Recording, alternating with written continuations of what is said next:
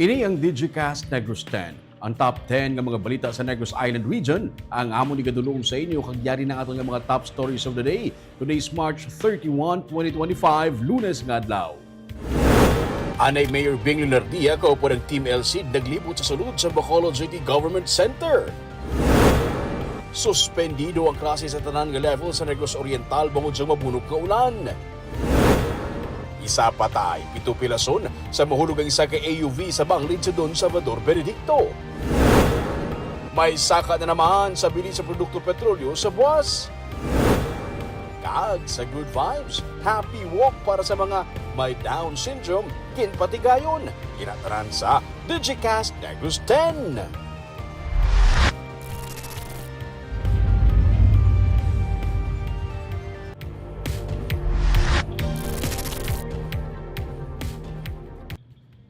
Sa number 10, suspendido ang klase sa tanan ng mga level sa Negros Oriental bangod sang mabunok nga pag-ulan.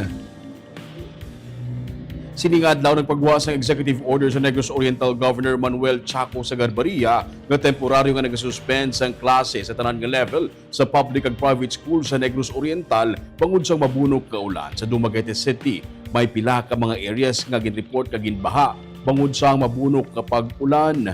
Kung ibase naman sa weather reports ng Pag-asa, ang low pressure area malapit sa Palawan ang nakagwa na sa Philippine Area of Responsibility pero padayon nga nagadalasang ulan. Sa karon, ang easterly ko ng mainit nga hangin gikan sa Pacific Ocean ang nagadalasang ulan sa Visayas. Ginapaabot ka matunaw sa masunod nga adlaw ang LPA pero posible sa gihapon ang pag-ulan dala sa localized thunderstorm.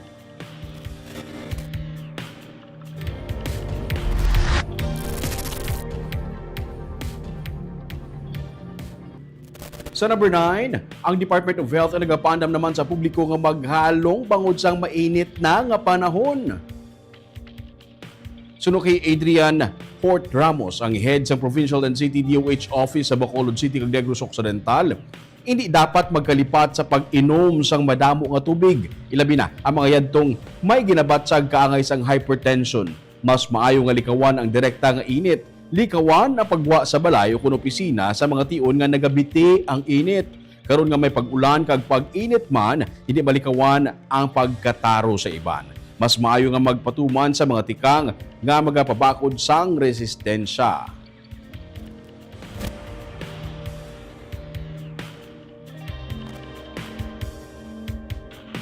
Usually, ang aton di nga mga common, gid nga ma-report, nagataas gid ang blood pressure sa aton sa mga adults and older adults naton. Isa na siya sa mga concerns naton. Another is ang cause of ang dehydrated gid ang mga tao, especially exposure sa too much heat, no, especially nga do damo sa mga activities subong. So that's why we really advise na to continuously hydrate.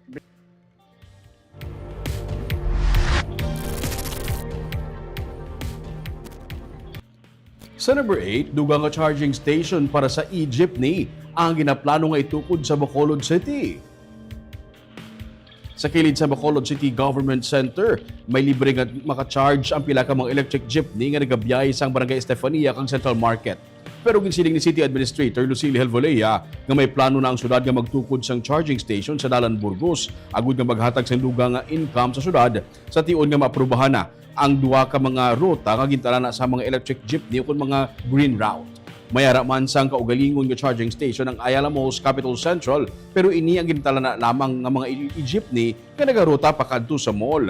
Ang grupo nga Asenso Transport Coalition kabahin sang grupo sa mga traditional jeepney nga nagpa-consolidate para makigbahin sa Public Utility Vehicle Modernization Program. Ang mga e-jeepney ang luyag nila nga ang mga e-jeepney ang luyag nila nga gamiton sa pagbiyahe sa baylo sa mga modernized bus agud nga mas maka-income sa matag adlaw nga pagbiyahe. Meron na to kami na identify. Then through our CPDO, kadto sila subong sa mga gas stations asking if willing sila mag-put up charging stations for e-jeeps. How about ang supplier mismo, manufacturer? Don't may plans man sila before nga ma-put up? Yes, pero gakuan man sila, ga-coordinate man sila in terms of location. So, kung may ara ng gas stations na willing, basi partner nila. at ang viability sa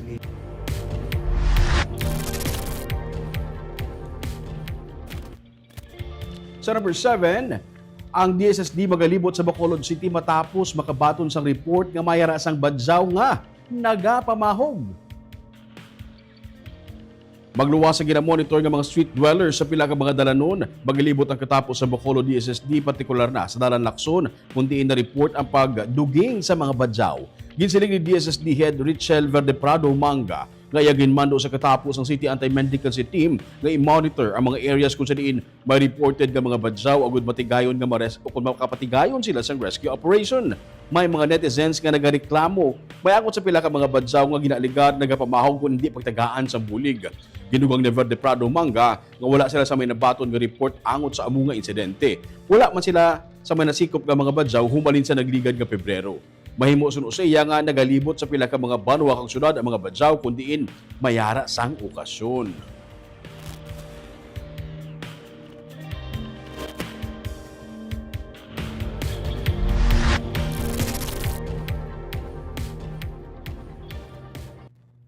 Sa number 6, isa patay, 7 pilason matapos mahulog ang isa ka AUV sa Banglid sa banwa sang Don Salvador Benedicto. Mga 50 metros ang kadalumon sa pilas nga nahulugan sang AUV sa Purok Tuburan, Barangay Pandanon, banwa sang Don Salvador Benedicto sang Sabado sang hapon. Sunod kay Police Major Ryan Villasario, hepe sang DSB-PNP, ang napatay gingkilala kay alias Daisy, 58 anyos. Pilaso naman ang 4 ka mga pulis ng Bacolod City Police Office nga na-assign sa Bacolod o sa Police Headquarters Office. Isa pagid kaging kilala kay alias April, kag duha ka mga menor de edad. Gikan sila sa Bacolod padulong sa San Carlos City, apang paglabot sa lugar sang insidente ginaligar nga naglapaw ang salakyan kag nahulog sa pilas. Kalabanan sa sakay sa AUV nag-agom sa mga pila sa tiil, apang seryoso nga pila sa ulo. Kag iban pa nga bahin sa iyang lawas sa naagom ni Daisy nga amo ang yaya sa minor de edad kag gayon man ginhingagaw dala sa ospital pero gideklarar nga dead on arrival. Para niya ginausisa sang PNP ang ini nga kaso.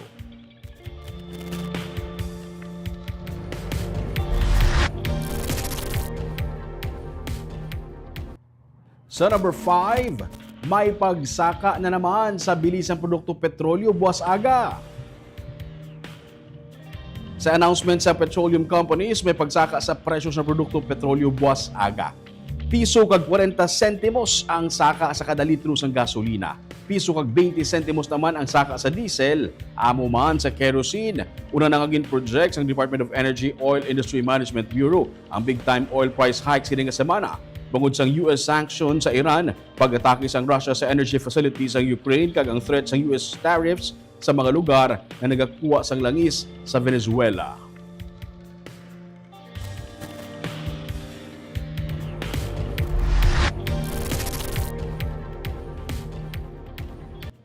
Sa number 4, Cancer Care Center sang Bacolod, ganhamtang sa Regional Hospital ang natala na inugurahan sa bulan sang Mayo.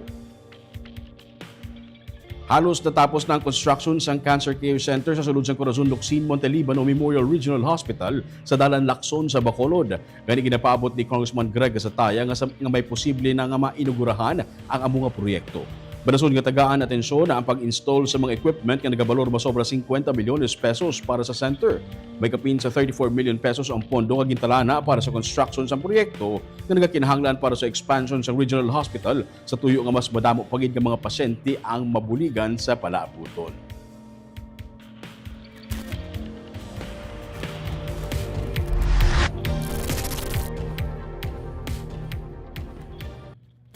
Sa number 3, ginapasalamatan naman sang gobernador nga nangin malinong kag madinalagon ang Panaad sa Negros Festival 2025. Sa 7 ka adlaw nga selebrasyon, masobra sa 73,000 suno sa PNP ang nagtambong sa kahiwatan. Ang Best of Festival Dances dinay sang Negros Festival kag ang mga concerts sa weekend ang labing gindugok.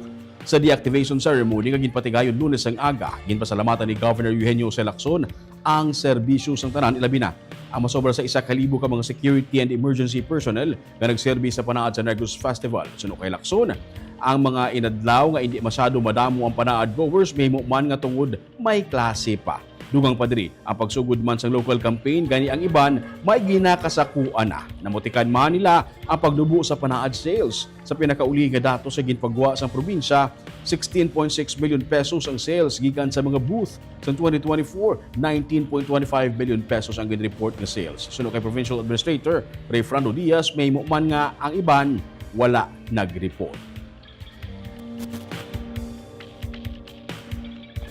What's important is it was peaceful. There was no major incident. And this morning I was there in Panahad for the deactivation of our PNP together with the Philippine Army, Coast Guard, and Bureau 5. And I thank them for maintaining the peace and order, especially during the two-night concert where a lot of people showed up.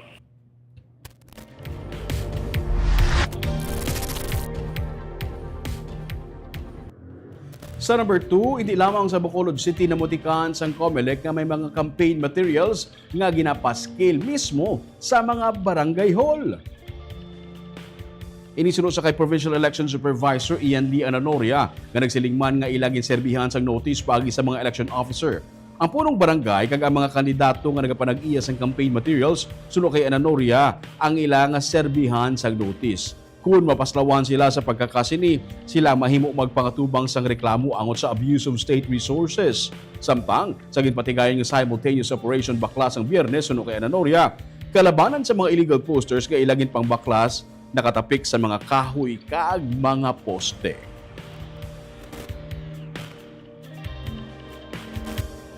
Personally, may nakita ko pag ginapang alam natin na safety lang. Pero ina-instruct ako ng EOS nga padala notice kaya that is abuse of state resources na So, pinapadala ko notice ang mga barangay captain na involved. Definitely may an outside. Ginapa-check mo sa EOS ko, ginapa-survey ko sila. Kung may ara, mga barangay halls within the province nag-put up sa unless within that vicinity kung poster area sila, okay na yan. Pero kung let's say, sa barangay hall, hindi ang building, hindi or billboard, definitely hindi na pwede. Sir? Attorney, Sino nang filean, sir? Ang barangay kapitan or ang kandidato. ang mga officials nga? Ang kandidato.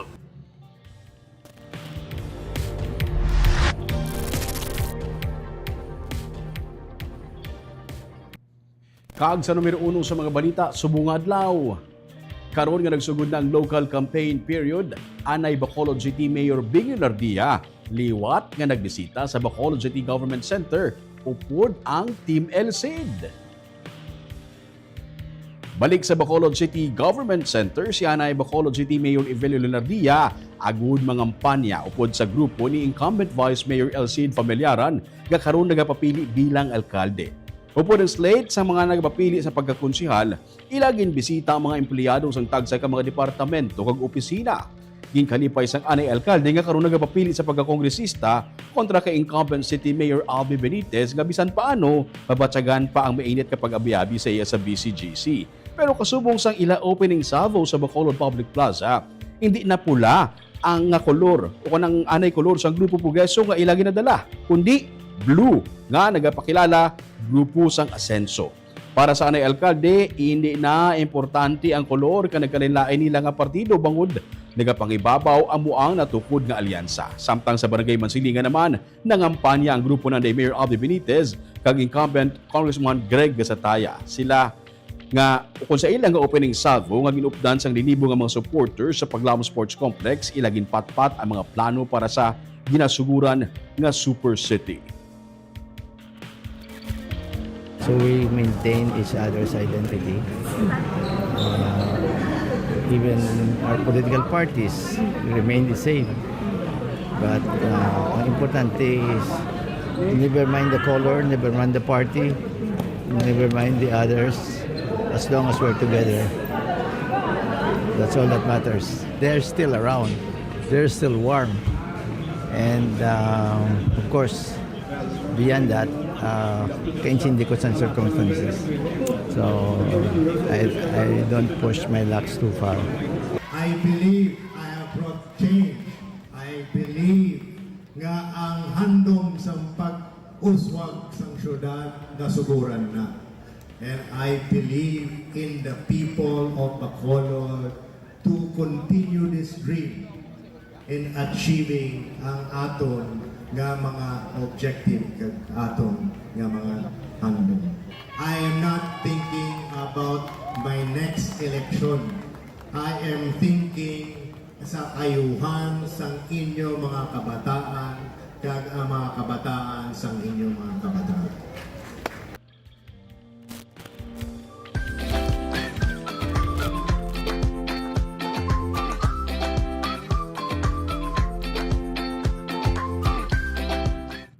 Kaag sa good vibes. Sa Domingo nga adlaw, ginpatigayon ng happy walk kung sa diin ang mga kabataan nga may Down syndrome. Kaupod ang ilang mga parents, mga supporters, kag mga advocates ang nag-upod sa pagparada sa sulod mismo sang mall. Yaring report.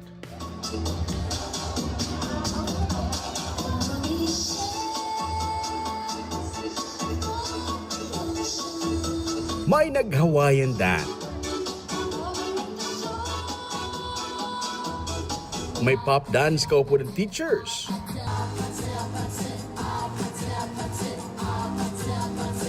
Kag nagmarcha sa sulod mismo sang SM City, Bacolod. Ini ang Happy Walk 2025.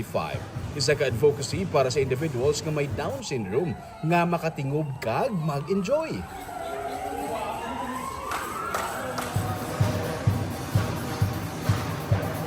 Sang Domingo, nagtililipon sila tanan para sa isa ka sinadya. Ang retired teacher nga si Aida Recto, bit-bit ang iya nga apo nga si Aida Man. Nagasungod ang apo kay Man, may nag-agaw sa iya nga pwesto sa ilang nga dance number. Pero sa gihapon, nadayon ang iya nga performance. Ginulu-uluhan lang sang lola, dugay-dugay, naumpawan na. Suru sa iya, malaba nga pasensya ang kinahanglan sa pag-atipan sang kabataan nga may Down syndrome. Ang kabudlay sa ila, kung magsugod na sila sa ila nga bisyo, hindi nila mapilit siya kung ano ang gusto nila. Oo. Lipot lang na ila time niya sa mag-work sa ila nga mga assignment. Lipot lang. Kung hindi na nila gusto, hindi na sila. Oo. Pero nalipay siya nga bisan sa isa lang kaadlaw, natagaan sang kahigayunan ang mga kapareho sang iya nga apo nga mayara sang Down syndrome nga maka-enjoy kag makaupo ng iban pagid nga mga kabataan pati ng ilang nga parents kag relatives kag mga advocates. Ay kanami kay maka-socialize sila sa ilang may socialization sila, maka-impon sila sa ilang planon ng mga pag-iyon. Ganigin pasalamatan ni Department of Social Services and Development Head Richel Verde Prado Manga ang nag-organize ang event nga natagaan sang oportunidad nga magtipon-tipon kag mag-enjoy ang may mga Down syndrome pati ng ilang mga pamilya. Are with you in the promoting inclusion, especially in the rights and welfare of everyone. May all of us continue to commit in promoting understanding, acceptance, and of course, tangible and sustainable support. Simultaneous kaging patigayon ng Happy Walk sa Manila, Cebu kag Bacolod City. Shout out anay sa aton nga mga live viewers sa buong hapon, si RH Tata, mayang hapon NIR. Jelwin, good PM, Choy Ruming, Digicast Negros, happy Monday sa tanan. Aida Arroyo Palencia, thank you. Migan Nanette Vasquez Santos for the shout out. Hello, Choy Ruming, watching from Taiwan. RF Diamond, good afternoon, Migo Ruming, and to all Digicast Negros 10 team. Lourdes Pico, mayang hapon, Digicast Negros, watching from Barangay 32, Bacolod City. John Randolph Rubin, happy anniversary. Alan Marco and Glory Bell, thanks for the news, Digicast Negros. Sir Nene Grande, good afternoon, Choy Ruming, Digicast Negros, watching live from SAG Integrated Farm. Barangay Inulingan, Moises Padilla. Si Hensley Cecil Alguna, good afternoon, Digicast Negros and Sir Ruming. Kagamay itong top 10 ng mga balita sa Negros Island Region sa buong adlaw, tubtub sa buwas. Ako si Romeo Subaldo, mayong hapon.